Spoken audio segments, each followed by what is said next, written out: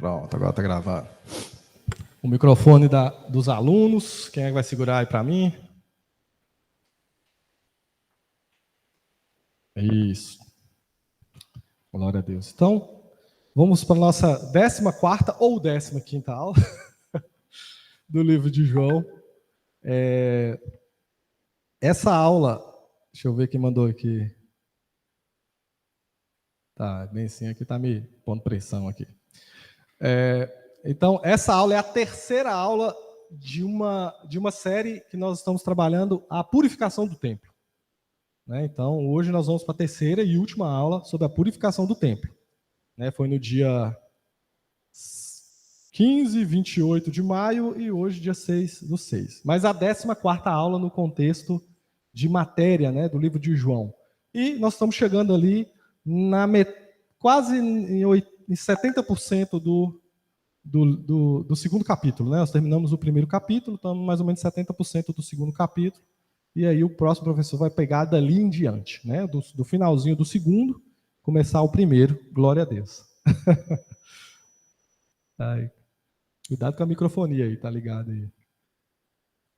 Então, vamos seguir, gente. Então, eu vou dar uma recapitulada rápida, porque o entendimento completo, ele depende muito daquela sequência. Mas dessa vez vai ser...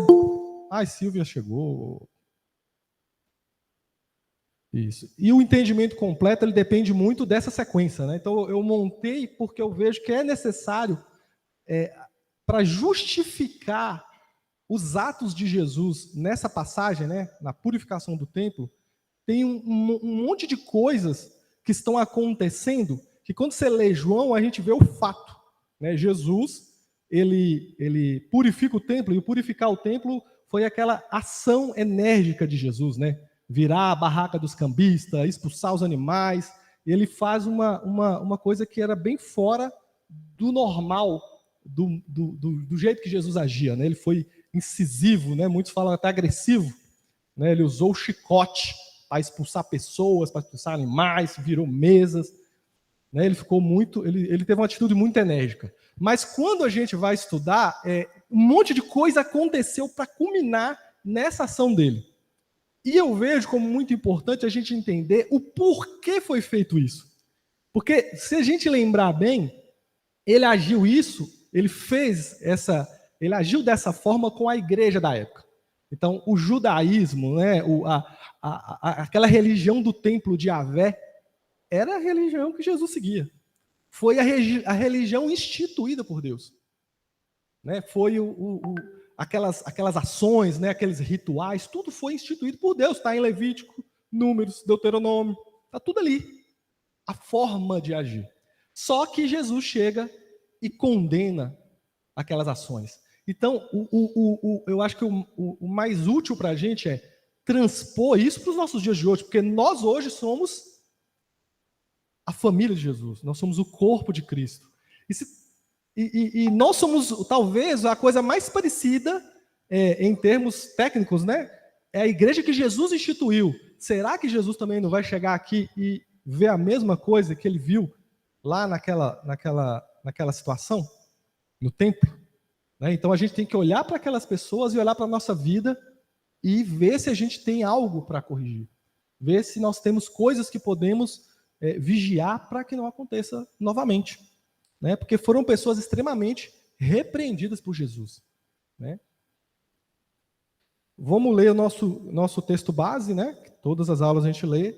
Estes, porém, foram registrados para que creiais que Jesus é o Cristo, o Filho de Deus, e para que, crendo, tenhais vida em seu nome. Então, nós escolhemos esse versículo como base de todas as aulas. Então, por que eu gosto de pôr ele como base, gente? Porque aí é a revelação do apóstolo João sobre por que ele escreveu. Por que eu escrevi esse evangelho? Ele está dizendo nessas poucas palavras aí. Eu escrevi para que creiais que Jesus é o Cristo, o Filho de Deus. E para que, crendo, tenhais vida em seu nome. Então, a gente sempre falou, um conteúdo apologético, então ele está defendendo a ideia que Jesus é o Filho de Deus, uma ideia que estava sendo atacada na época. E outra, para que nós tenhamos vida no nome de Jesus, ou seja, para que as pessoas sejam salvas através disso. Né? Através de entender que Jesus é o Filho de Deus e se curvar à sua vontade, nós possamos ser abraçados pela salvação de Jesus, né? Pela graça de Deus. A graça de Deus está aí para todos, mas a salvação, né? Deus, ele amou o mundo e quis salvar o mundo inteiro, né? Mas só aqueles que aceitam o senhorio de Cristo é que têm acesso a essa salvação, né? Então, é esse o objetivo. Então, a gente nunca pode perder o objetivo, porque tudo que nós estamos falando é baseado no objetivo, né? Ponto. Outra coisa, nós vamos começar aqui, nunca dá para ver essa cena, é muito legal. Os apóstolos dançando e pulando, e Jesus no meio aí.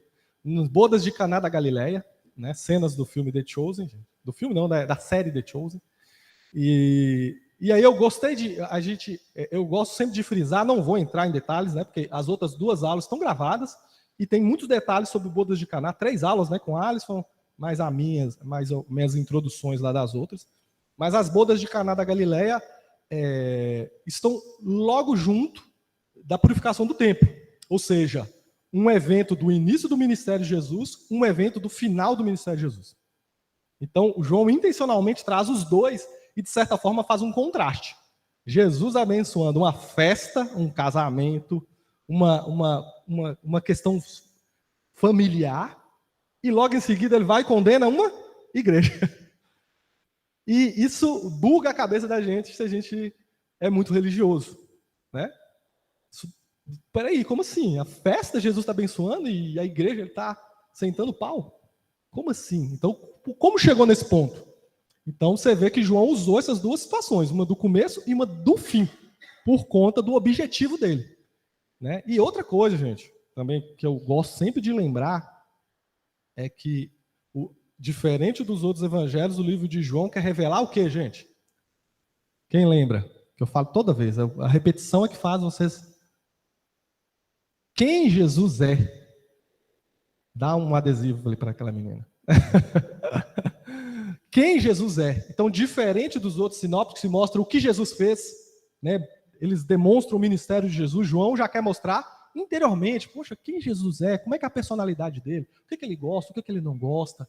Né? Então, ele começa a mostrar várias situações, né? mais intimista, né? Ele não fala de muitas coisas, mas o que ele fala sempre revela aquele Jesus de alguém que é perto, né? E João era o discípulo mais próximo, como a gente defendeu essa ideia em muitas aulas lá atrás, não vamos entrar em detalhes, vamos pulando. Isso aqui a gente já falou, aqui é o resumo do que nós vamos falar, né? Esse próximo slide aqui. Então, primeiro ponto esse fato é mencionado nos 4 evangelhos, então a purificação do templo ela é mencionada nos 4 evangelhos. Lembrando que João, como ele foi o último a escrever, ele já tinha acesso a todos os outros e ele selecionou um monte de coisas, milagres e acontecimentos que não foram relatados nos outros. Então, 90% do livro de João é exclusivo, só que isso ele quis repetir. Ou seja, ele quis dar uma ênfase especial à purificação do templo, esse evento. Então, é um evento de suma importância, porque ele é repetido 4 vezes. Todos os evangelistas quiseram relatar isso aí. Então, é só para dar uma ênfase na importância disso, né? Demonstra a importância desse conhecimento. Falamos, né, que não é cronológico, ele fala um assunto do início, um assunto do final. E aí, gente, nós começamos a falar sobre os eventos que antecederam essa purificação. Então, quais foram os eventos bem próximos que antecederam esse fato que nós estamos estudando? Primeiro é a entrada triunfal de Jesus. Então, Jesus entra em Jerusalém, montado no jumentinho, cumprindo uma profecia. O povo adora, né? Hosana, aquele que vem, né? Hosana, todo mundo. Quem sabe o que é Hosana, gente? Hosana, o significado da palavra Hosana. Quando a gente canta, Hosana, Hosana. O que a gente está falando? Tá vendo que a gente tem que saber o que a gente está cantando? Hosana é salva-nos, Senhor. É um clamor por salvação. Então, quando Jesus estava entrando ali, salva-nos. Então, estão cantando Hosana, Hosana, nos salve, nos salve. É uma súplica pela salvação. Amém? Então, quando você estiver cantando Hosana, você tem que entender o que está cantando. Né? Porque senão ficou uma palavra bonita, é igual a gente cantando em inglês, né? Ele fica cantando em inglês, não estou entendendo nada que está acontecendo, eu estou curtindo o som. É bom demais. E eu faço muito isso. Eu curto o som, mas entendo muito pouco. Mas na adoração é necessário você estar prostrado completamente. Então você tem que estar sabendo o que você está fazendo quando você está adorando a Deus. Amém? Então, Hosana. Logo depois, segundo o relato de Marcos, Jesus amaldiçoa uma figueira. Ou seja, ele executa um ato profético do que ia acontecer com a nação de Israel. Né? Então, existe esse ato profético que ele executa ali. Por que eu sei que é um ato profético, gente? Porque ele vai lá, ele sabe de toda a situação, ele faz em uma voz que todos os apóstolos ouviram, os discípulos ouviram. Então, o Marcos até relata isso, né, com clareza. E todos ouviram o que ele falou. Então, ele tinha uma intenção naquele ato. As pessoas não entenderam na hora, mas ele tinha uma intenção no que ele estava fazendo. Depois, profeticamente, tudo foi esclarecido. Né? Então, ele amaldiçoou a figueira. Segundo o relato de Marcos, por que eu estou enfatizando isso, gente? Porque, se eu não me engano, em Mateus, ele inverte. Mateus fala que primeiro purificou e depois amaldiçoou a figueira. E Marcos fala que primeiro amaldiçoou e depois purificou o templo. Então, tem uma divergência da forma como eu estava contando, que é normal, tá, gente? Em relato de várias pessoas. Na verdade, isso é uma das coisas que prova que a Bíblia é real. Porque se você chegar num depoimento, tá todo mundo falando igualzinho, foi combinado, gente. Não tem como. Várias pessoas veem a mesma coisa e relatar igualzinho. Pode saber, foi combinado. Né?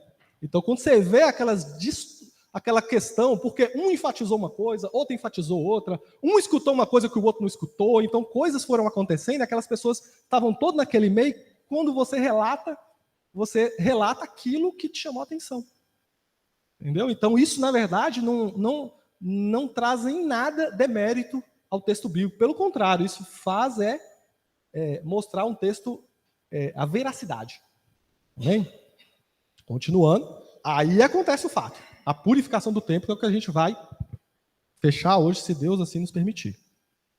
Então, vou passar rapidamente tudo que a gente viu, né? A entrada triunfal, que foi um choque para as pessoas. O primeiro choque foi o quê? Jesus entra. Hosana. Então, cumpriu sua profecia e eles solicitavam, eles viam Jesus como muitos viam ele como Messias, já. Acreditavam e cantaram hosanas.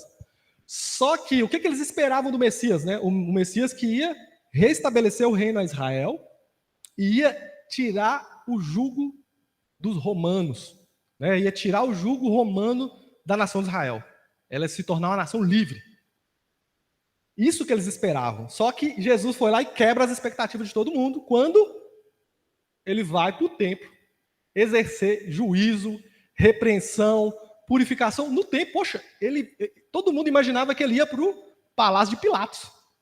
Ele ia fazer a revolução. Só que ele vai lá e bate na religião judaica, bate nos próprios.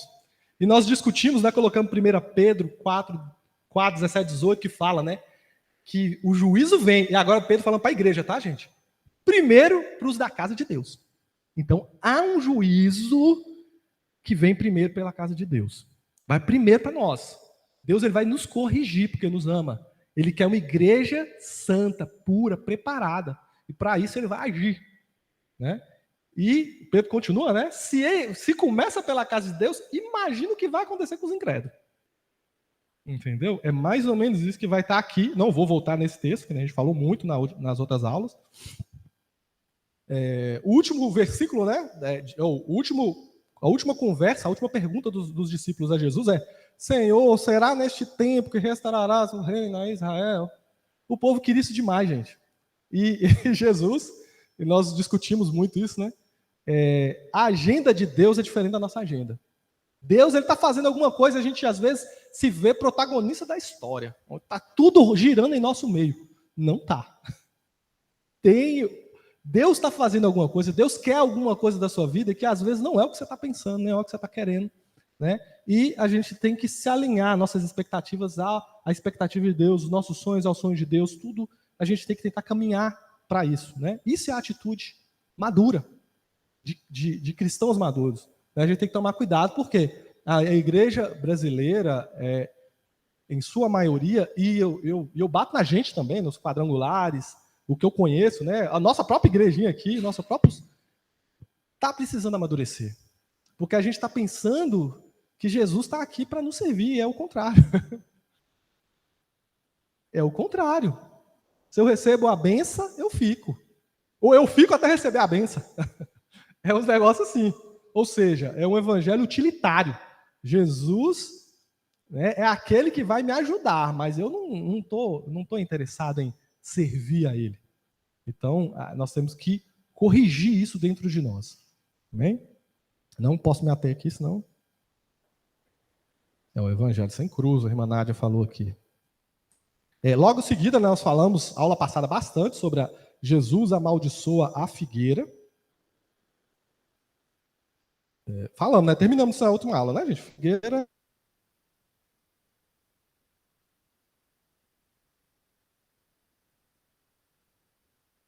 Aí nós... Jesus já estava dizendo o que ia acontecer. As belas folhas, então ele fala, né, que a figueira era frondosa, tinha belas folhas, uma aparência, significa a beleza e a estrutura religiosa como é. E hoje também, né, a gente até discutiu o quanto é bonito hoje um culto evangélico, né, as coisas são lindas, as palavras são lindas, os louvores são lindos. Então nós estamos cheios de folhas. Só que Jesus foi lá procurar fruto, que é diferente, gente. Folhas tem a ver com a aparência. A fruto tem a ver com o que o Pai espera da gente.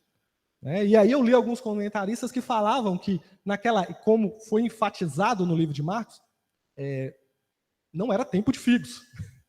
Mas o pessoal lá, né, que estuda aquela região e tudo, falava que naquele tempo existiam... já deveria ter uns botõezinhos comestíveis, que chamavam, acho que eram takashis. E esses botãozinhos eram comestíveis, e podia ir lá e pegar e tal. Mas se chegasse e não tivesse os takashis, não tinha fruto nessa estação. Então, o jeito de ter as folhas bonitas significaria que tinha que ter já aquela prefiguração que teria frutos. Mas Jesus chegou e não tem frutos, nem ia ter, do jeito que estava acontecendo. E aí ele amaldiçoou a figueira, que era um símbolo ali de Israel, né? Israel era lindo, o templo, daqui a pouco vamos falar um pouquinho sobre o templo, como era belo o templo e tal, mas era muita aparência e não tinha o retorno, né? O que Deus esperava dessas pessoas? Era o povo de Deus, não no sentido simplesmente do benefício, eles olhavam o benefício, povo de Deus, mas o que Deus esperava deles? É mostrar a sua glória através dele, é fazer com que o mundo adorasse a Deus. E o que eles fizeram? Uma religião exclusivista. Nós somos o povo de Deus, vocês são gentios. Nós merecemos e vocês não merecem. Nós somos filhos de Abraão e vocês são povinhos. Entendeu? Então, eles inverteram, eles não deram o fruto que Deus queria. Né? E o que a igreja é hoje, gente? Não é a mesma coisa, gente. Deus não quer que nós demos frutos. Né? Nós resplandeçamos a glória de Deus em todos os lugares, onde a gente estiver. E através dali as pessoas conheçam a Deus. Né? Conhecer a Deus na polícia, conhecer a Deus no meio empresarial. As pessoas precisam conhecer a Deus, né? Quando quer fazer uma casa. Precisa conhecer a Deus, gente, quando vai num hospital, que é um inferno aquele lugar às vezes. Você está ali, as pessoas estão em agonia e sofrimento. E muitas vezes a gente vê pessoas sendo maltratadas, né, nos hospitais. Por isso que a gente precisa de crente nesses lugares, né? Crente entre aspas, né? Eu falo, precisamos de pessoas que mostrem a luz de Cristo. Né? Vamos seguindo. Não vou comentar mais nada aqui, peraí. Então, a esterilidade espiritual é punida com uma maldição. Então, como que está a sua vida? Em termos... Né? Eu não falo uma pessoa... Gente, e não pensando, voltando àquela sempre ideia, né? Você não pode olhar para a questão de dar fruto como uma coisa que você vai forçar para fazer. O fruto, ele nasce naturalmente de uma pessoa conectada a Deus. Ponto. Então, quando você não vê frutos na sua vida, na verdade, você precisa se conectar a Deus, conectar a Jesus. E estando conectado, não tem como, você vai dar fruto. Ponto. Então, porque senão a gente vai para um extremo legalista também, né? De eu tenho que fazer para Deus me aprovar. Não necessariamente. E tem também o tempo, gente. Deus sabe que são processos, Deus não tem a mesma exigência, às vezes, da Emily, da Alana, do que vai ter da minha vida, que vivi e cresci na igreja. Né? Desde os 12 anos da idade da igreja. Então tem, no mínimo, 8 anos que eu estou numa igreja. Faça as contas, 12 mais 8. Amém? Ai, meu Deus, já... Ô, glória. Nessa hora ninguém faz conta, né? Quando me beneficia. Então, gente, o próximo item foi o que nós começamos e não terminamos. Nós começamos a ver, né, o que Deus esperava de Israel e que fruto ele espera de nós. Então, foi a primeira reflexão. E nós usamos algumas passagens aqui, né? Primeira coisa, essa eu vou voltar aqui para a gente ler de novo, que foi, a gente já teve muito a isso. Né? Oséias 6:6. Porque num contexto religioso é muito fácil, né? No contexto de igreja, é muito fácil a gente dar a Deus o ritual. Não é? Não é muito fácil você vir aqui, levantar a mão e adorar a Deus, e cantar, e dar o seu dízimo, e ouvir a sua pregação, e gritar glória a Deus. Então você consegue dar o ritual. Mas olha o que fala em Oséias 6:6. Pois misericórdia quero, e não sacrifícios, e conhecimento de Deus mais do que holocaustos. Então, mostra uma prioridade diferente. Né? Algo que Deus quer de nós, o fruto que Deus quer da gente, muitas vezes não é o fruto religioso, é o fruto... É um fruto de misericórdia. Né? E a gente refletiu muito sobre o que é misericórdia. Quem lembra, gente, o que a gente falou sobre o que é misericórdia? Irmã Natália, fala pra gente enquanto eu encho meu copo de água.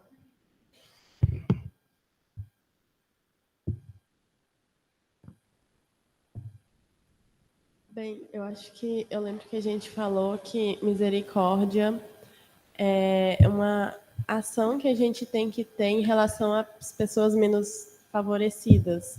Da mesma forma que Deus olha pra gente e tem, tipo, nossa, olha aquela pessoa, eu preciso ajudar aquela pessoa. É quase um ato de amor. Amém, falou tudo aí, gente. Misericórdia não é um simples amor. A gente tem amor para as pessoas, para todos. Mas misericórdia a gente tem com pessoas que estão em situação de fragilidade, de dificuldade. E é o que Deus quer. O fruto que Deus está querendo de nós. Já está muito claro, gente. Misericórdia. Com quem você tem sido misericordioso? Quais as oportunidades que às vezes você vai ter de ser misericordioso? Né? A gente, mas eu não tenho dinheiro para dar para o cara no farol, no sinal. Né? Mas uma jovenzinha igual a Alana que está na escola, ela pode ter misericórdia. Vê um amiguinho ali, tá ruim na escola, tá passando dificuldade. Poxa, deixa eu te ajudar. Dá uma dica. Às vezes vê uma pessoa isolada. Gente, é ruim. Quando você é uma pessoa tímida, às vezes tá ali num cantinho, não se sente parte de nada. Já pensou que você, uma jovenzinha, pode ir lá e ter misericórdia? Vem cá, vamos fazer amizade com essa pessoa? Vou conhecer, vou ser legal com ela, vou fazer algo para que aquela pessoa se sinta melhor.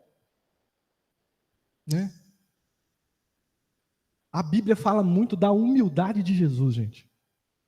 E muitas vezes a gente confunde humildade com se menosprezar. O cara que é humilde é o cara que acha que não é nada. Você já vai ler na Bíblia direto que Jesus era o mais humilde. Jesus era muito humilde. Mas o contexto real de humildade não é você falar menos de você, mas as pessoas que se achegarem a você se sentirem mais, se sentirem melhor. Porque Jesus falava, eu sou o filho de Deus. Como que uma pessoa que fala que é o filho de Deus é humilde? E se por esse contexto, né? Se contextualizar é se colocar por baixo, né? Jesus é o filho de Deus. Ele se autoproclamava o filho de Deus. Então a fala dele, no nosso contexto de humildade, não é humildade. Só que todo mundo que chegava perto dele se sentia bem. E talvez esse é um dos frutos que Deus quer da gente. É a gente chegar e as pessoas ao nosso redor se sentirem bem. Né? É você vir aqui e levantar a autoestima das pessoas.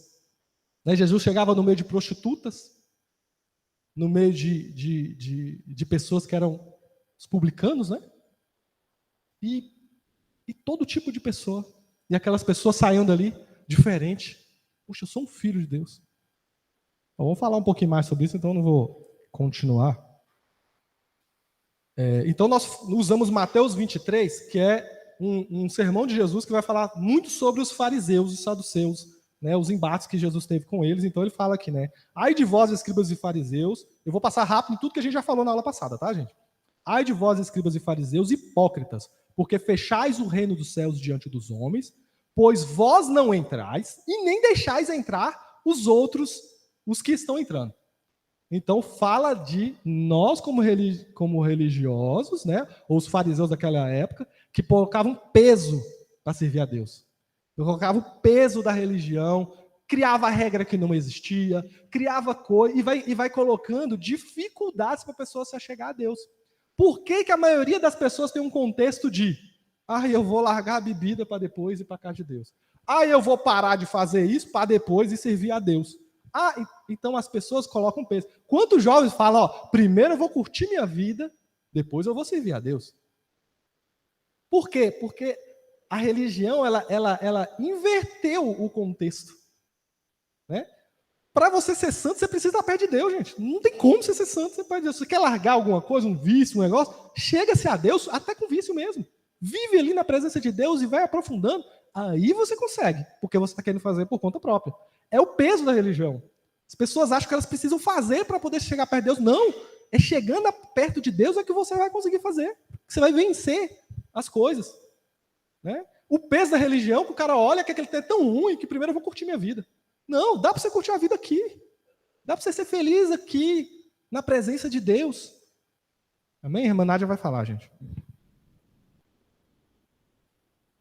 Eu estou lembrando aqui da passagem do Zaqueu, né?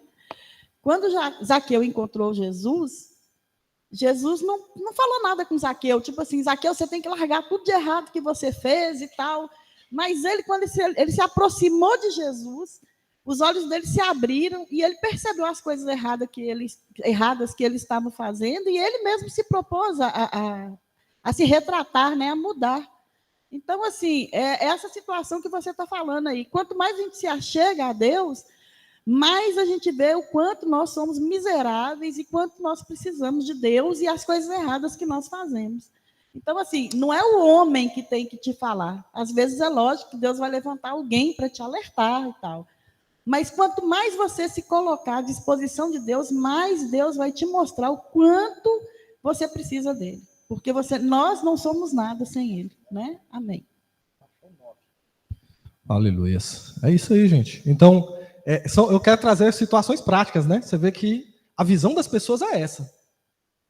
A visão das pessoas é uma visão errada. Né? De por quê, gente? Pessoas que fecham a porta do céu, nem entra, nem deixa os outros entrar. Por quê? Porque confunde a cabeça das pessoas. Né? Confunde a cabeça das pessoas com uma religião errada, com uma vida com Deus errada. Né? E não vamos ater muito aqui, vamos seguir. Ai de vós, escribas e fariseus, que devorai a casa das viúvas para justificar fazeis longas orações. Por isso sofrerei juízo ainda mais severo. Então fala de pessoas que se aproveitam da sua posição né, de homem de Deus, para se aproveitar das pessoas mais fragilizadas. A gente vê muito isso, gente. Isso é muito comum. Né? Então é uma responsabilidade para os líderes. Por quê, gente? O fariseu da época, se ele entrasse na casa de qualquer um, você ia tratar ele bem. Poxa, é o homem de Deus. Ele sentasse, falasse umas palavras, o que ele está falando? Porque hoje a nossa visão é uma, gente, mas se ponha no lugar daquelas pessoas lá, 2000 anos atrás. Aqueles caras eram o supra-sumo da religião. Era a voz de Deus na terra. Todo mundo ia tratar bem, todo mundo ia ouvir e acreditar. Não tinha Bíblia no celular para eles, não tinha Bíblia nem de papel. Os poucos questões da Bíblia que tinha estavam no templo. Então as pessoas não tinham esse acesso, às vezes não tinham essa compreensão, né? A maioria não sabia, era tudo ouvindo, né? O que os caras falassem estava falado, era a palavra de Deus. E as pessoas se aproveitavam. Faça uma oferta de sacrifício aqui. A pessoa já está aqui, ó, com a água no queixinho. E eles fazem a ofertinha de falar aqui, vai cá. Termina de afogar. Entendeu? Então, segue. Ai de vós, escribas e fariseus hipócritas, porque rodeais o mar e a terra para fazer um prosélito. Uma vez feito, tornais filhos do inferno 2 vezes mais do que vós. Então, gente, é uma religião errada produz gente mais errada. Porque a coisa tende a piorar. Quanto mais o conceito, a mentira do diabo for fermentando nas pessoas, parece que o veneno vai piorando, vai piorando, vai piorando. A religiosidade vai piorando e a coisa vai se prejudicando ainda mais. Então a gente precisa ter nós temos uma responsabilidade, né? Você é povo de Deus? Quem é povo de Deus? Levanta a mão. Quem é nação de Israel? Nação de povo santo, a igreja de Jesus Cristo? Quem é representante de Jesus aí diz amém? Então você tem uma responsabilidade de falar as coisas certas, de viver uma vida certa. Porque se você é o representante de Deus, é o jeito que você assimilou a responsabilidade de levar Jesus até as pessoas, de mostrar Jesus de verdade. E aí são pessoas que mostravam Deus de mentira. Não era de Deus do jeito que Deus queria ser visto. Então eles faltaram com a responsabilidade deles. Seguindo. Ai de vós, guias cegos, quem jurar pelo santuário, isso não é nada, mas se alguém jurar pelo ouro do santuário, fica obrigado pelo que jurou. Então, mais uma vez aí, mostrando o comportamento dos fariseus que davam mais valor ao dinheiro que a coisa sagrada.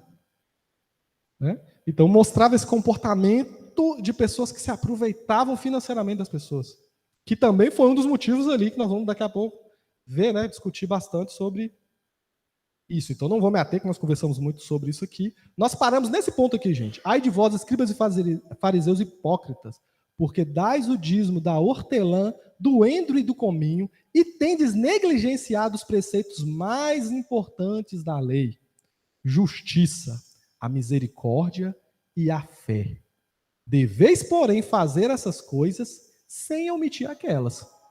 Guias cegos, que coais o mosquito e engolir o camelo. Né? Então mostra uma ideia de hierarquia do que Deus quer.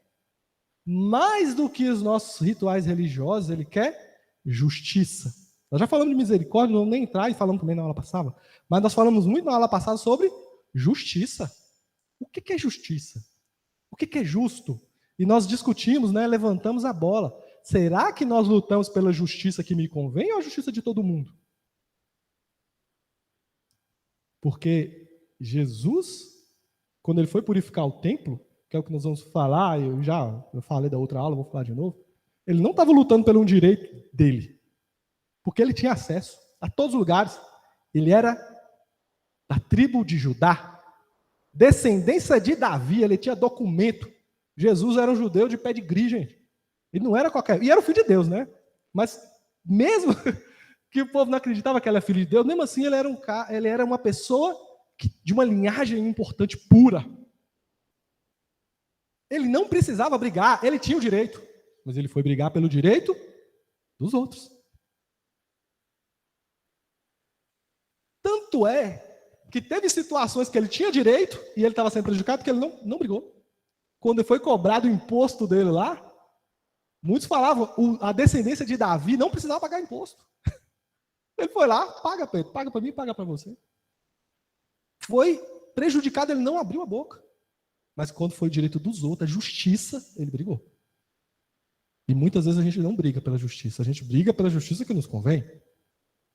Né? Então, isso é uma coisa que a gente tem que pensar. Né? Ser justo é ser justo. Nós falamos sobre isso, né? Coais o mosquito e engolis o camelo. Então, quando ele fala isso, ele está comparando, né? Os rituais religiosos, justiça, misericórdia e fé. Então, o que é maior para Deus? Justiça, misericórdia e fé. Mas o que os caras levavam ao pé da letra? É o dízimo, é a oferta, é lavar as mãos antes de comer, é vestir a roupa X, é o chapéu tal. Eles se preocupavam exageradamente com o ritual, exageradamente com as coisas religiosas, mas perdia o mais importante. Então, eles coavam o mosquito, mas engoliam o camelo. Então, é isso que essa passagem quer dizer. E a partir de agora, só coisa nova, tá, gente? Para a gente encerrar. E seguir aqui o último, né? Assim também, vós exteriormente pareceis justos aos homens, mas por dentro estáis cheios de hipocrisia e iniquidade. Né? Em outra situação, acho que João Batista falando para eles, chamando eles de sepulcros caiados. Né? É como se fosse uma lápide do cemitério, aquela bem bonita, feito por arquitetos, né? Cheio de pontas e tal. Mas, por mais bonito que seja uma lápide, o que tem lá dentro, gente? Um defunto podre. A coisa mais nojenta que tiver, vai estar lá dentro. Pode ser bonito por fora. Deus quer você bonito por dentro. E assim eram essas pessoas, né? Pessoas que eram muito exteriormente, né? Tinha toda uma capa de santidade, que enganava todo mundo, mas não engana Deus. Gente, eles enganavam todo mundo. Mas Jesus eles não enganavam. Eles enganavam até o povo que era prejudicado por eles. O povo tinha maior admiração com eles. O povo que era trucidado por eles tinha maior admiração por eles. Mas a Deus você não engana. Você pode enganar todo mundo, mas a Deus você não vai enganar. Se o que você está vivendo é uma mentira, se você não tem sinceridade no servir a Deus, Jesus vai vir daqui a pouco com chicote. Né? Por os que são da casa dele, gente. Graças a Deus que ele vai vir. E precisa vir. Né? Mas nós temos essa responsabilidade de mudar, de acreditar de verdade, gente. De não viver uma vida falsa. Eu até peguei uma coisa aqui, esse corban. Vocês já viram essa expressão, corban? O que é corban? É consagrado a Deus. E ele fala aqui, no outro embate, né? Mas assim, o corban é o consagrado a Deus. Mas eles usavam essa expressão para não fazer uma coisa importante. Então Jesus, no embate com os fariseus, lá em Mateus 7, de 9 a 13, ele fala, ó, disse ainda, vocês se esquivam com habilidade da lei de Deus para se apegar às suas próprias tradições. Então Jesus começa a falar uma coisa que também pode transpor para a gente. Vocês estão fugindo da lei de Deus com muita habilidade. Ou seja, ninguém percebe o que vocês estão fazendo. São fera nisso. Por exemplo, Moisés deu a lei. Honra teu pai e tua mãe. E quem insultar seu pai e sua mãe será executado. Vocês, porém, ensinam que alguém pode dizer a seus pais, não posso ajudá-los. Jurei entregar como oferta a Deus aquilo que eu teria dado a vocês. Então, os fariseus ensinando para o povo. Gente, sabe o seguinte? O que você ia dar para Deus, ia dar para seus pais, você não precisar fazer, você pode dar para Deus. Você não precisa cuidar dos seus pais. Se você for dar para Deus, não precisa. Então, eles, ó, para você ver, aí usava essa palavra, corban. Então, não, eu não posso te ajudar, porque os meus bens agora são corban, né? São consagrados a Deus. Então, eu não posso te dar, pai. Pai, a mãe passava dificuldade, necessidade, e eles não ajudavam. Por quê? Por conta de uma coisa para se esquivar, né? E hoje a gente vê tantos pais passando por dificuldades, pais que criaram, né, sua família, e agora que eles estão velhinhos, os filhos se esquivando. Eu não posso, porque sabe como é que é, né? Eu tenho trabalho, eu tenho isso, eu tenho aquilo, eu não posso, eu sou pobre, eu sou isso, eu sou aquilo. Todo mundo se esquiva e no final fica na mão e nas costas de poucos. Cuidar dos idosos. Quando ele não fica abandonado. Isso é um pecado, gente, sério. É uma coisa gravíssima. E essas pessoas se esquivavam. Olha, quem fala até acredita. Puxa, pois é, né? Pai e a mãe precisando, eles, não pode. Nossa, é consagrado, minhas coisas são consagradas a Deus, então eu não posso te ajudar. Sinto muito.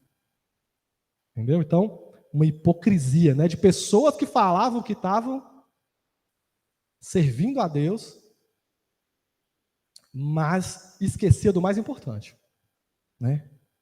Jesus sabiamente conseguiu mostrar ali, esfregou na cara deles o quão errado eles estavam fazendo, né? E assim também nós. Para de arrumar desculpa para você, gente. A lei de Deus é a lei de Deus. A vontade de Deus é a vontade de Deus. Para de arrumar desculpa, né? O marido pode arrumar uma desculpa boa, né, Gera?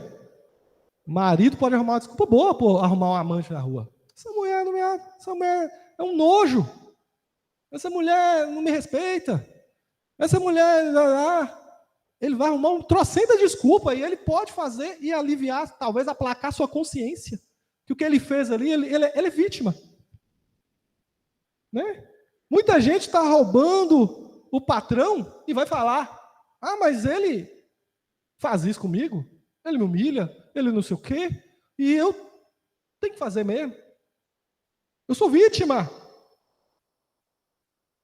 Jesus ele não vai mudar a lei por sua causa. Você pode ter certeza, gente. Ele ama você. Mas o tanto que ele é amor, ele é justiça. O tanto que ele é amor, ele é justiça. Então, eu estou colocando alguns pontos que a gente vê por aí, gente. Todo mundo se vitimiza para poder fazer uma coisa errada. Amém? A gente tem que lutar contra essa hipocrisia que, gente, isso brota dentro da gente, viu? Não pense você que você é um cara muito santo, não. Que isso brota. Por quê? Porque eu vou sempre buscar a minha justiça. Eu vou sempre buscar me justificar.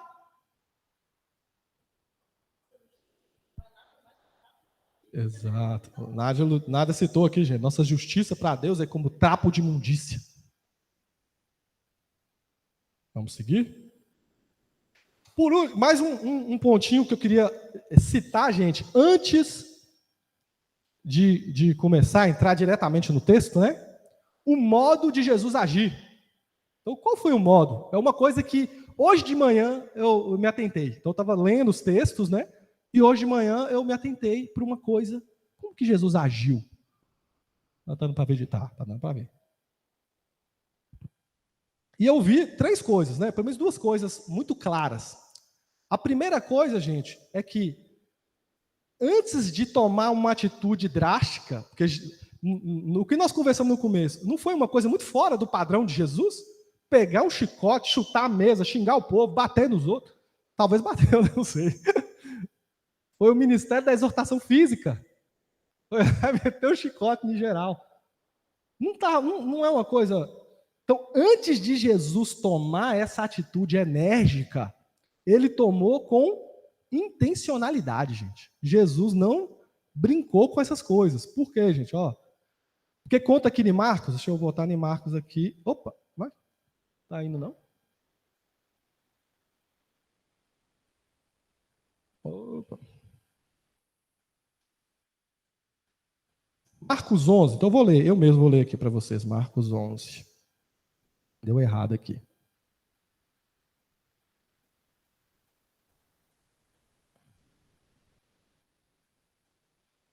Marcos 11 fala assim, Jesus entrou em Jerusalém e foi ao templo, depois de olhar tudo ao redor atentamente, voltou para Betânia com os 12, porque já era tarde.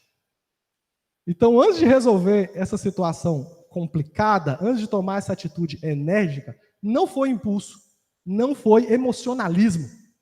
Jesus entrou na entrada triunfal, né? Todo mundo falou, ele chegou no templo, ele observou tudo que estava acontecendo. Falou, não vai dar tempo, amanhã eu volto para fazer isso. E o que eu trago isso para as nossas vidas, gente? Muitas vezes a gente toma situações enérgicas. Vou dar uma surra no meu filho. Eu vou confrontar um irmão. Eu vou fazer uma coisa que eu sei que é uma coisa enérgica, uma coisa que pode trazer uma certa situação difícil. A gente não pode fazer no calor da emoção. Não pode fazer de qualquer jeito. Você tem que refletir. Então fala que Jesus olhou atentamente ao redor. E depois, amanhã, eu vou tomar atitude. É que nem um filho ali, o pai aprontou, a criança aprontou, e aí ele já chega sentando a mão. Não, segurou, daqui a pouco. Amanhã você me espera.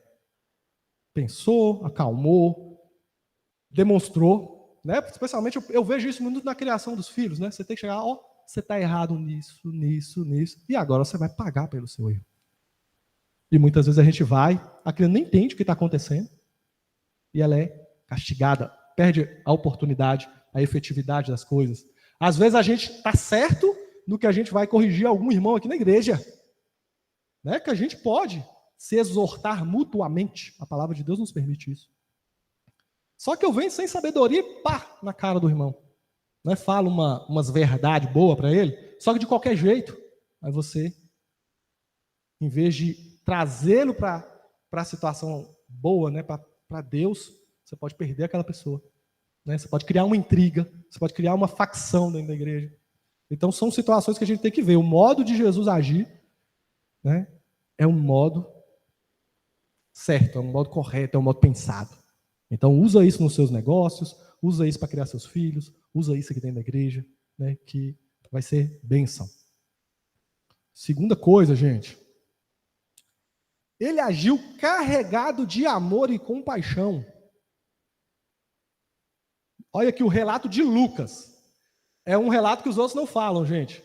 Antes de ele entrar para purificar o templo, olha o que aconteceu. Ele fala assim, quando Jesus se aproximou de Jerusalém e viu a cidade, começou a chorar. Então, antes deles derrubar as barracas, antes deles chutar as coisas, ele olhou para a cidade, ele olhou para Jerusalém, ele olhou para aquelas pessoas e começou a chorar.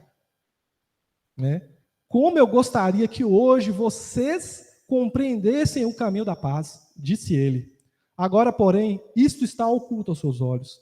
Chegará o tempo em que seus inimigos construirão rampas para atacar seus muros, e a rodearão e apertarão o cerco por todos os lados. Então ele já estava falando da destruição de Jerusalém, profeticamente, né, no ano 70. Então Jerusalém foi destruída no ano 70. Então, assim, se nós estávamos aí no meio do ministério de Jesus, já era o ano 32 para 33. Então, poucos anos depois, né, façam as contas, em 70 menos 33, aconteceu a destruição de Jerusalém, que Jesus profetizou nesse dia. Esmagarão vocês e seus filhos. Outra coisa que me arrepiou os cabelos, gente. A nossa atitude errada vai respingar em vocês e seus filhos. Não é só você que vai sofrer. Mais pessoas, você vai carregar pessoas com vocês. Né? Quantos não pagaram pelos pecados dos pais aqui? Que sofreram junto, pela ruindade, pela maldade, pelo que o diabo plantou na vida deles e o que eles plantaram também na vida deles. A família toda é afetada. Então é uma coisa que esse povo, e às vezes os filhos deles também sofreram por causa disso. Né? E não deixarão pedra sobre pedra, pois você não reconheceu que Deus a visitou. Em grego, né, então eu coloquei ali, que eu acho uma coisa muito boa, em grego, não reconheceu o tempo da sua visitação. Então, o Deus Todo-Poderoso estava visitando aquele povo naquela época. Estava lá Jesus, o Cristo. E eles não reconheciam. Né? E, trazendo para a nossa vida, gente, corremos o risco de perder também a visitação de Deus. Deus está fazendo alguma coisa aqui. Através da palavra, nós já estamos há alguns anos mergulhados na palavra, mas muita gente ignora completamente. Você fala, você tenta emocionar. Olha, gente, o mundo está assim, assim, a palavra de Deus vai assim. Ah, tá, a pessoa entende, mas ignora. A cama quentinha é melhor, o maximinha é mais atrativo. E é mesmo. Se você pensar bem, né? É o dia de ir para o clube. Né? Eu estou vendo a professora da escola bíblica das crianças ali. Já tem, sei lá, mais de um mês, que eu acho que o único aluno que vem na escola é Lucas. E hoje faltou. Deixa o Luquinhas. Luquinhas, ele tem crédito com a gente, Luquinhas. Mas isso, gente, é perder a visitação. É não reconhecer o que Deus está fazendo. Deus está fazendo alguma coisa aqui. Deus está levantando pessoas, Deus está movendo, as águas estão mexendo, mas você vê que é poucas pessoas, parece, assim, está crescendo. Mas não é todo mundo. Muita gente vai perder a visitação, assim como perderam também naquele momento. Mas, ó, para você ver, esmagarão vocês e seus filhos e não deixarão pedra sobre pedra, pois. Então ele dá um motivo. Pois, por quê? No entanto, não, eu já estou mudando o contexto. Pois, você não reconheceu que Deus o visitou. Então tem um motivo. E muitas vezes a gente está perdendo, a gente vai sofrer, a gente vai ser corrigido. Tomara que seja correção e não julgamento. É porque tem uma hora que vai ser julgamento. Hoje Deus nos corrige, para que a gente volte para o caminho dele. Mas vai chegar uma hora que vai ser julgamento. Todos os caminhos levam a Deus. Heresias 5:23. Só que, gente, não está muito errado isso não. Porque todos nós vamos chegar no tribunal de Deus um dia. Só que uns vão chegar na frente de um pai. Nós que aceitamos a Jesus vamos chegar na frente de um pai. Quem não passou pelo caminho que é Jesus, vai chegar na frente do juiz, o justo juiz.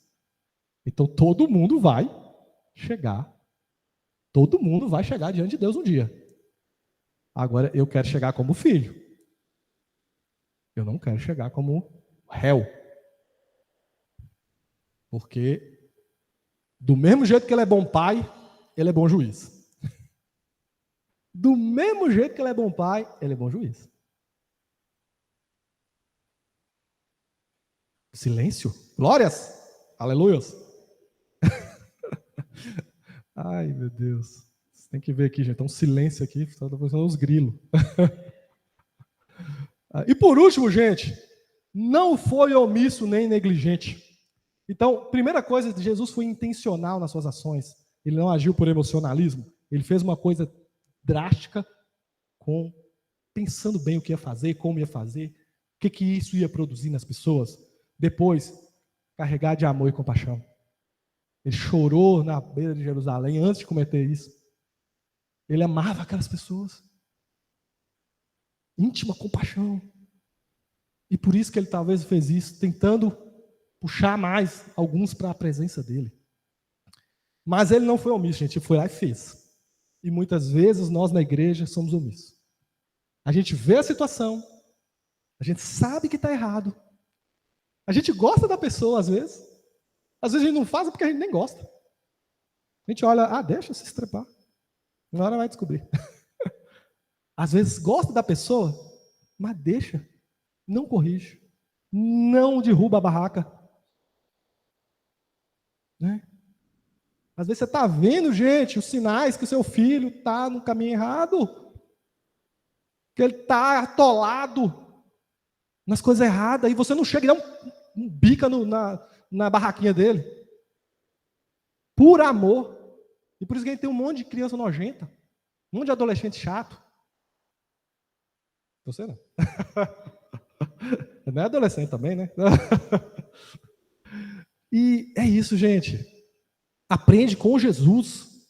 Seja intencional. Carregado de amor.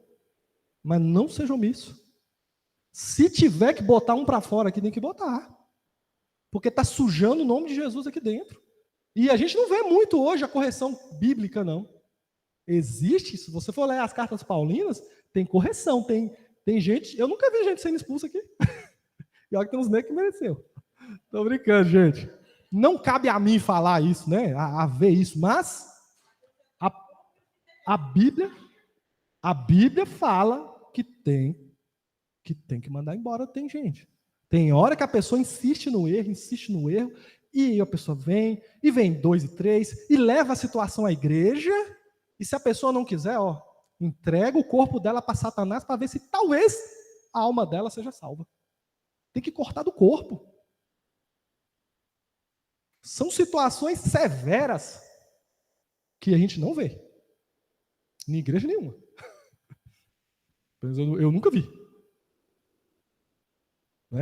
Talvez eu sou novo de crente também. Mas são coisas que a gente não pode. Então foi isso que mais me chamou a atenção hoje de manhã, gente. Então é algo que Deus... que eu nem ia falar. Na verdade, se fosse fechar na aula passada. Então, nós vamos falar um pouquinho, gente, sobre o templo. Esse é o templo de Herodes. Tá? Por que eu quero localizar vocês nos lugares, né? Nesse lugar onde tudo aconteceu. Porque até isso a gente aprende algumas coisas, tá? Deixa eu abrir aqui as anotações aqui sobre o templo de Herodes. Então, eu peguei essa instrução aqui, né?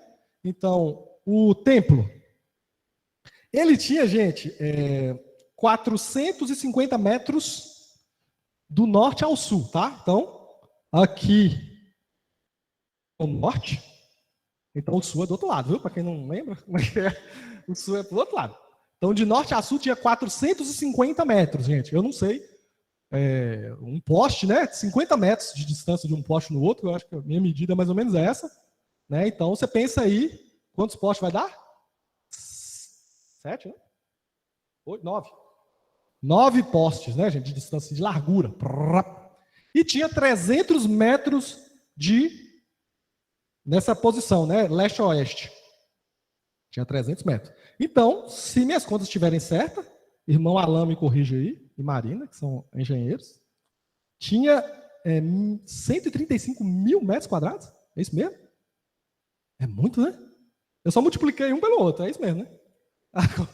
Porque eu achei tão grande que eu fiquei assim, mas será que tá certo isso?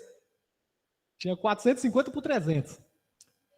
135 mil metros quadrados esse templo, tá? O que mais que a gente pode ver no templo aqui, gente? Então, eram admiráveis, né, gente? Alguns estudiosos, né, falam que os muros foram construídos com enormes blocos de pedra de 60 centímetros por 5 metros. Então, era um trenzão monstruoso, né? Já pensou esses muros? Toda essa estrutura com blocos de 60, que é 2 reguinhas de 30. Pra você ver como é que eu sou bom nisso. E 5 metros. 5 metros? Nossa, que tem gigante. Então, por isso que até fala, né? Mateus 13, de 1 a 2, fala dos apóstolos mostrando para a gente, olha essas pedras, Jesus. Olha que tem maravilhoso, Jesus. Não vai ficar pedra, só pedra. Foi nessa hora, gente. Eles estavam olhando para esse tipo de pedra. Pedras de 60 centímetros por 5 metros, aquele murão grosso, aquele trem imponente. Ninguém vai derrubar um negócio desse. É um negócio assim, fora do comum. 3 aqui, gente. Cadê o lado 3 aqui? Eu já até perdi. Tá vendo esse 3 aqui? Esse 3 aqui, gente, é o... Como é que eles chamam? O lado sudeste, de frente para o vale de Cedron, o átrio interno do templo ficava a 50 metros acima. Então, essa paredão aí tinha 50 metros de altura. Esse paredão. Então, o que é 50 metros de altura? Eu não tenho nem noção. É uns 2 postes? É um prédio, né? 50 metros de altura. Por que eu quis enfatizar esse ladinho aqui? Porque, provavelmente, esse ponto 4 aqui era o pináculo, onde o diabo levou Jesus. Lembra, né? Quando Jesus estava com fome? Aí o diabo leva Jesus ao pináculo. Então, você imagina Jesus numa alturona de 50 metros de altura. Pula daí. Seus anjos vão. Aí é só uma curiosidade, tá? Achei legal. Isso aqui, gente, ó, número 6 aqui. Volta para cá. Chama Fortaleza Antônia. Fortaleza Antônia foi uma fortaleza criada para o procurador romano. Quando ele vinha, ele ficava nessa fortaleza. Herodes construiu para quê? Para que, se desse algum BO, eles têm que proteger o romano, então protege o templo. Então foi criado estrategicamente como uma fortaleza para a proteção do templo. Espera que está desligando toda a minha tela aqui.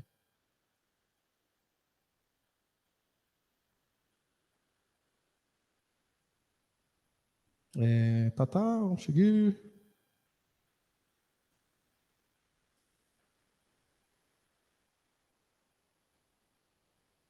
Então, essa rampazinha aqui, número 5, conduzia as pessoas, né? Entrava no templo por aqui. Essas outras 9 aqui também entravam no templo por aqui. Esses 2 lugares aqui tinham entradas. E lá no final dessas entradas aqui, 9, tinha 4 portões. E esses portões aí, provavelmente, se eu entendi bem a explicação, o Muro das Lamentações está por aqui. Ó. É esse lado aqui.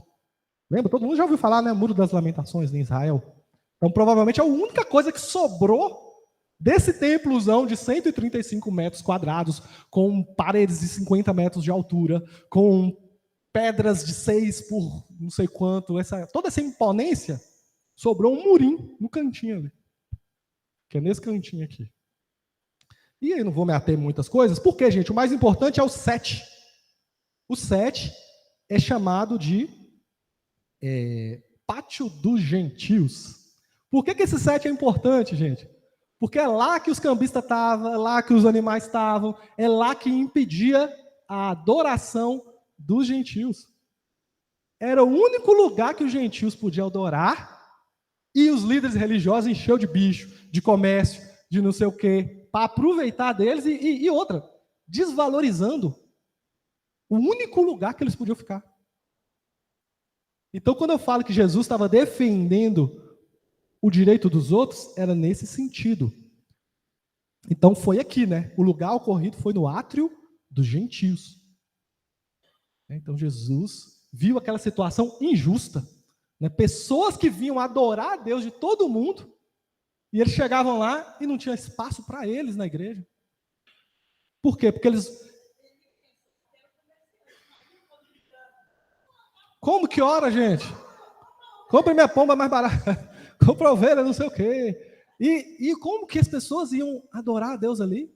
As pessoas... É porque tinha judeu espalhado pelo mundo todo, né, gente? Talvez até por conta das diásporas, das vezes que Israel foi invadida.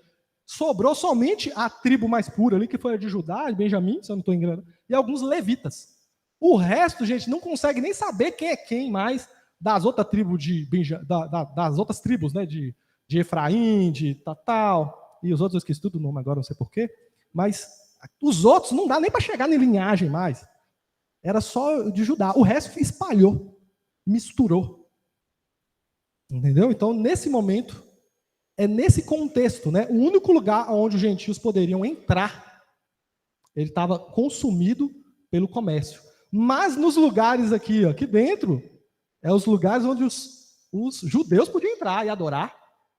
Não podiam nem pisar o pé de um gentio.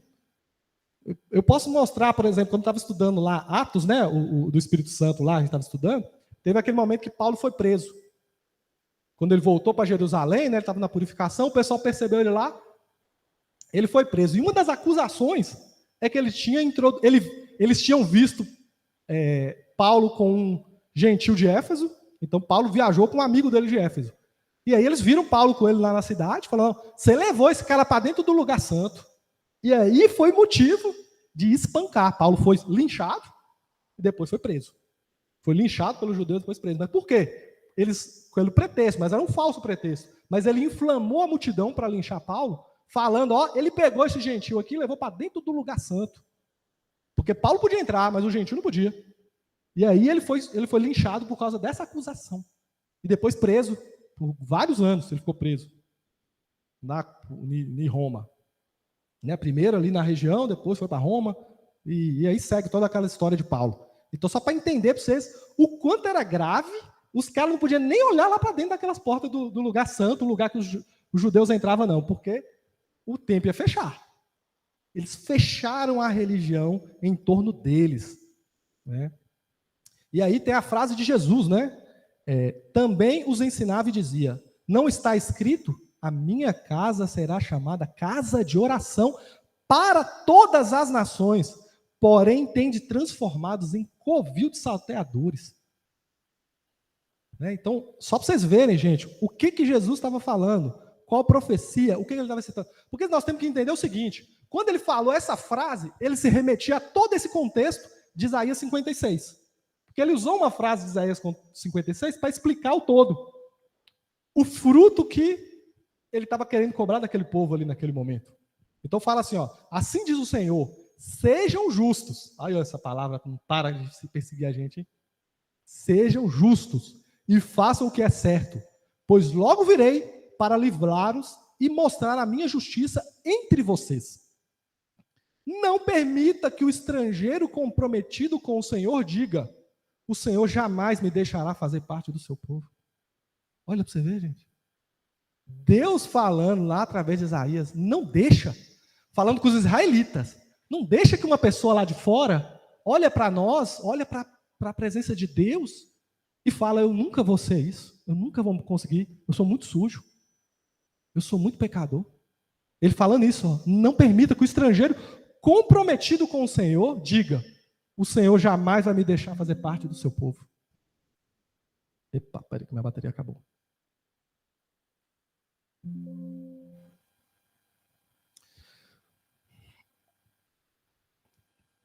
O que mais, gente? Vamos continuar aqui. E não permita que o eunuco diga: eu sou uma árvore seca, sem filhos e sem frutos. E aí Deus vem falando, né? Abençoarei também os estrangeiros comprometidos com o Senhor, que servam e amam o seu nome, que o adoram e não profanam o seu sábado, e se apegam firmemente à sua aliança. Olha o versículo 7, gente. Eu os levarei ao meu santo monte, e os encherei de alegria na minha casa de oração. Então, olha aí por que Jesus estava revoltado. Por que Jesus estava chateado? O fruto que ele estava cobrando, gente. Essa igreja, né, se distanciou tanto de Deus. Peraí, só um minutinho.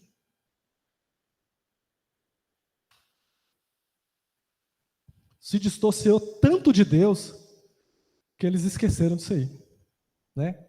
Se tornaram exclusivistas. Ixi, meu Deus, acabou. E não inclusivistas, né? E Deus tinha dado essa missão para eles, gente. Deus tinha dado essa missão para eles, né? Tinha dado essa ordenança, ó, trata bem o estrangeiro. Aquele estrangeiro que se converter, e ia lá, gente, para a peregrinação em Israel, na Páscoa, que foi onde aconteceu, tá? Nós estamos falando do dia da Páscoa, que Jesus entrou e fez toda aquela situação. Foi na Páscoa. Ou seja, uma das ordenanças que estão lá em Levítico e Deuteronômio. Ó, gente, todo mundo que servir a Deus tem que ir para adorar a Deus no dia da Páscoa, se encontrarem. Então tinha gente que vinha do mundo inteiro e às vezes estrangeiros convertidos a Deus, que conheceram lá através dos outros judeus, eles iam vir conhecer, eles iam vir cumprir a ordenança de Deus, de vir adorar em Jerusalém. Aí que chegava lá, como é que eles eram tratados? Eles eram esfolados financeiramente, que obrigava eles a pagar imposto, obrigava, sendo pobres, né? Até a oferta do pobre, que era o pombinho, né? Não vamos falar na aula que vem. O pombinho, ele era superfaturado, para o cara comprar o pombinho caro. Eles não tinham dó de ninguém. E a gente tem que tomar cuidado com isso, gente. Deus, ele tem nos chamado a atenção para uma vida diferente, né?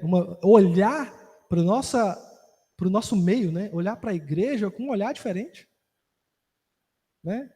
Entender de verdade a nossa obrigação, entender de verdade para que fomos chamados, que fruto ele espera da gente, né? Essa passagem era muito rica para nos mostrar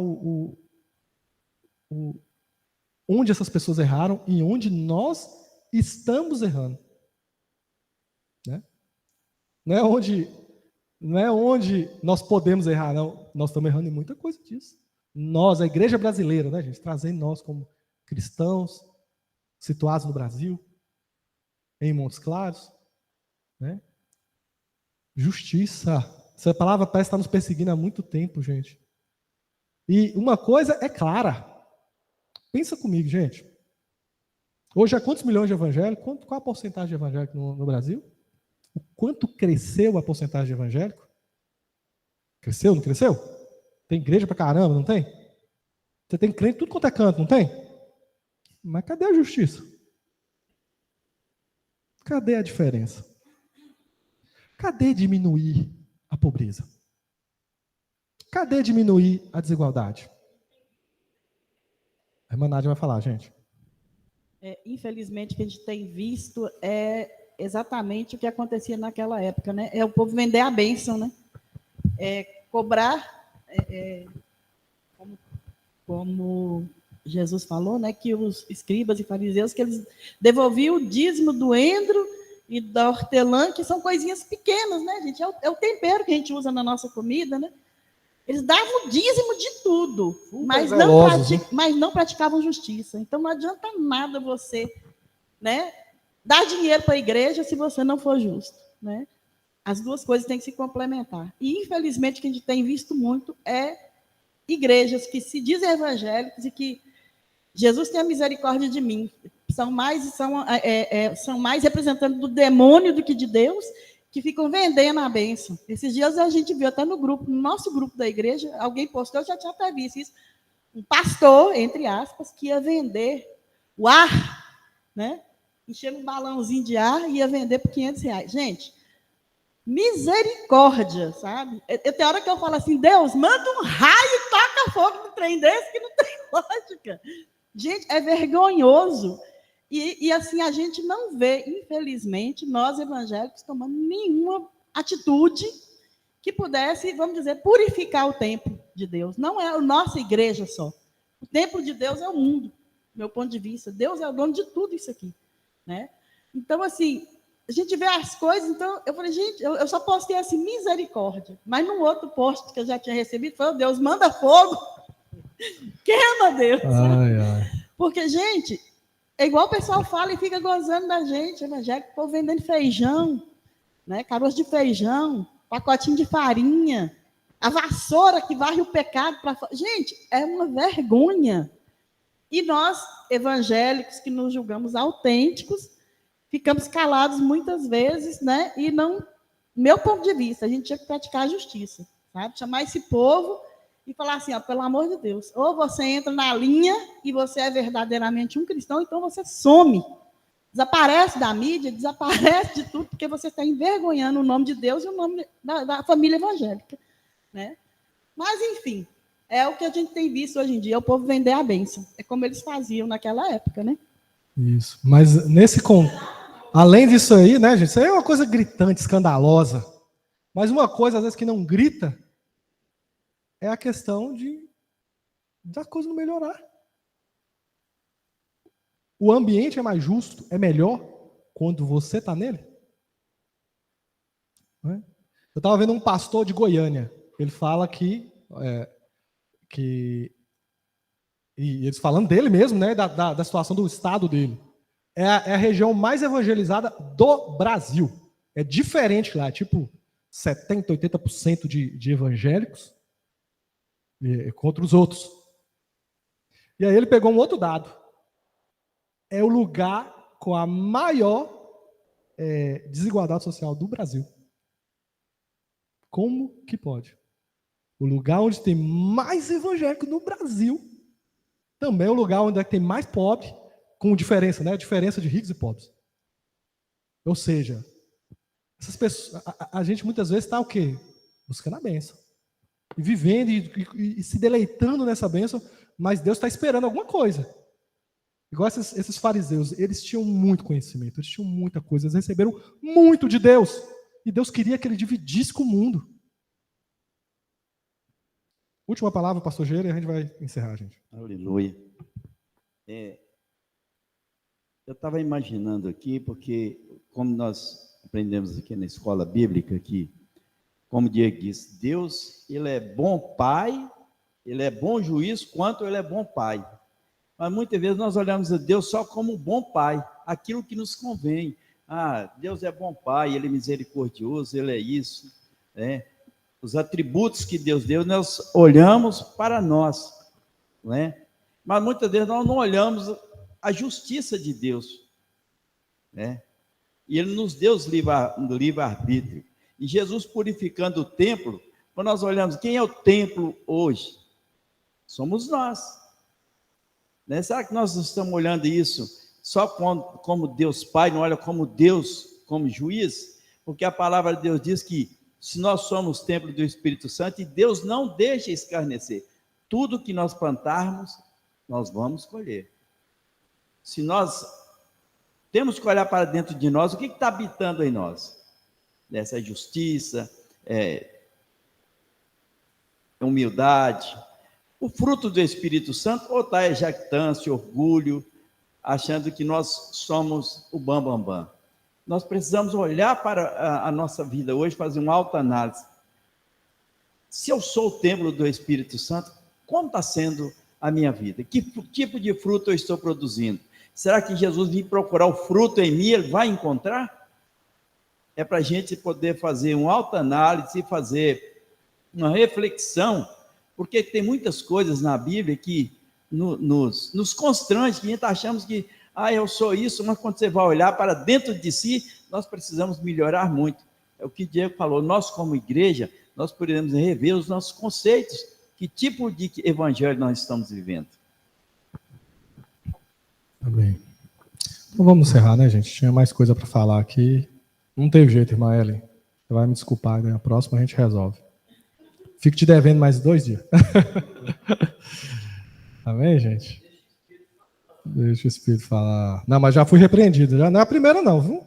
Já tem gente que complô contra mim. Ai. Mas é isso. Vamos orar a Deus, gente. Deus está falando muito sobre isso para nós. Tá profundo as coisas. Semana passada, domingo passado, foi incrível. A gente falar de fruto de manhã, Edna abriu o culto falando de fruto, e Ellen dá uma ministração falando de fruto. Então, é o tempo da visitação, gente. Isso não é uma coisa normal. Gente que não falou, ninguém falou nada um com o outro. Né? E quem não ouviu a mensagem da manhã, Ellen, escuta, tá lá, eu já fiz o corte bonitinho. Tá só a mensagem. Curtinha, gente, só 50 minutos. Mas é uma bênção, gente. É um chamado à maturidade. É um chamado à maturidade, a gente precisa disso. Um espírito só atuando. A irmã Nádia falou, várias pessoas falando, um espírito só atuando. E nós vamos orar, vou parar aqui de gravar e nós vamos orar, interromper a gravação.